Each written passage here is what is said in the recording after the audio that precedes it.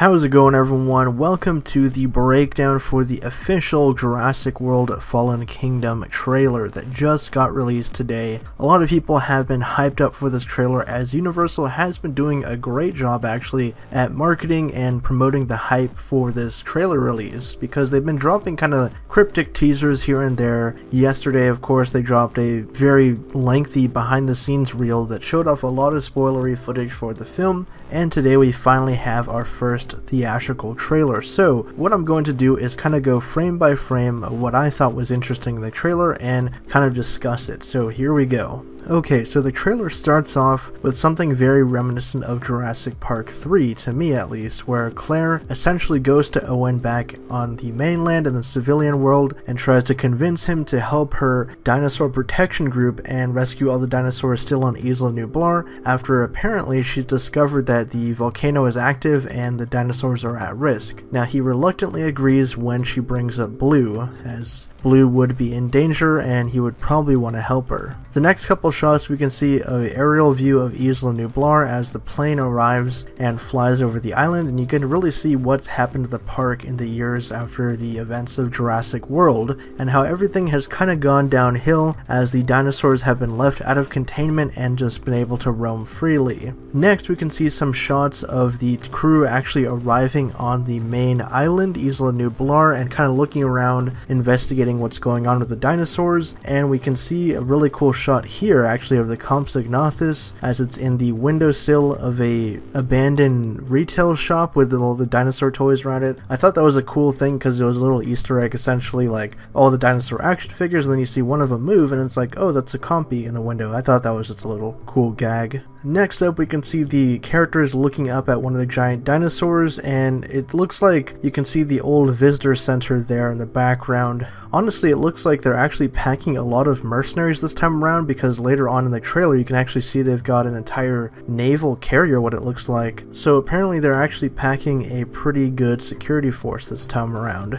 Okay, so after that we get to see a couple shots of Ian Malcolm finally coming back to the Jurassic franchise, and it looks like he's addressing a congressional hearing or something, talking about the actual mission at hand and going to Isla Nublar to save the dinosaurs. And he has a cool line that they ask him, are these creatures worth saving? And he says, dinosaurs ruled long before us, and if we're not careful, they'll be around long after us. And I thought that was a neat little line because it really makes a lot of sense. You know, dinosaurs could technically take over the whole world if they wanted to, and they were let loose and everything, probably. You never know. Okay, so the next few shots we get to see some cool stuff with the dinosaurs actually put back into captivity and everything. It looks like this is possibly towards the end of the film. You can see the Stegosaurus there in the cage carrier, and then right here you can see all the mercenaries and everything looking off at the island as it burns from the lava.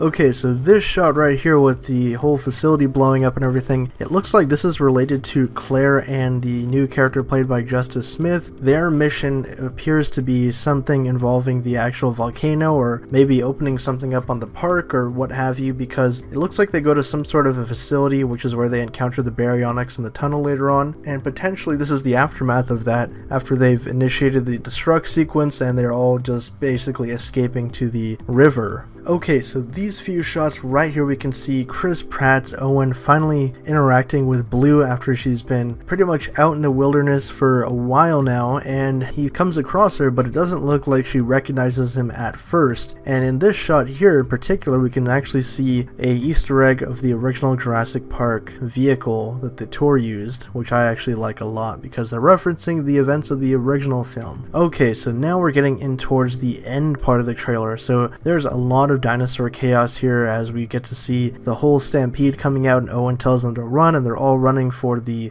edge of the cliffs, and we got tons of dinosaurs in this shot, probably the most dinosaur species that we've ever seen on screen together at the same time in any of these Jurassic films. And it looks like in the stampede what appears to be the Suchomimus Allosaurus and the Styracosaurus are all featured as new dinosaurs. So really cool stuff, glad to see them finally on screen. The Suchomimus is right here in this shot. It looks to be the Suchomimus. It might be wrong, but it's got like an elongated snout. It looks pretty, kind of like the Baryonyx a bit, but slightly different in coloration and everything. And this shot was actually really cool because at first I didn't know what it was, and then upon closer inspection I was like, oh, it's got the horn, crown and everything. That's definitely got to be an Allosaurus. And I think in one of the shots you can actually see its arms because it gets hit by like a piece of rock or something and it falls down and it's got long arms. So I'm like, that's really cool. They put an Allosaurus into this movie as well. And the last couple shots we see right here, the Carnotaurus finally in the movie. I thought that was a great reveal, great money shot with the Carnotaurus coming around the gyrosphere and trying to attack Owen and the rest of the survivors right before Rexy takes it out in a fashion very similar to the Spinosaurus in Jurassic Park 3. So great little fan service nod right there with Rexy claiming her crown above everyone else. And the last couple shots of the trailer, we can see a very climactic finish as the dinosaurs head for the edge of the cliffs and actually tumble into the ocean below. Now, I'm not exactly certain that all of these dinosaurs are going to die because, like I pointed out earlier in the trailer, it looks like a lot of them are alive actually on the naval carrier. So this must be during the third act sequence where the dinosaurs actually escape and they get rescued by the people on the carrier and taken back to the mainland with the rest of the survivors. So that's going to do it for this trailer breakdown. What did you guys think of the trailer overall? I actually dug it a lot because it showed a lot of chaos and action, but at the same time, we really don't know too much about the plot of this film, and they left a lot of reveals for the table. Like, for instance, they didn't show anything about the Indoraptor or even hint or tease at it at all. They showed nothing of Benjamin Lockwood's character, and they showed none of the stuff with the Lockwood mansion and the little girl named Lucy, so I'm guessing they're keeping all that under wraps for now. But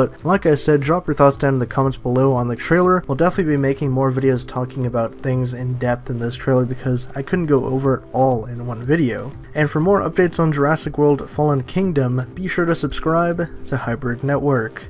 Thanks again for checking this video out. If you want to get even more updates from us, check out our social media platforms, our website for the latest news and editorials, and if you want to see our content improve and help us out, donate to us on Patreon for exclusive rewards.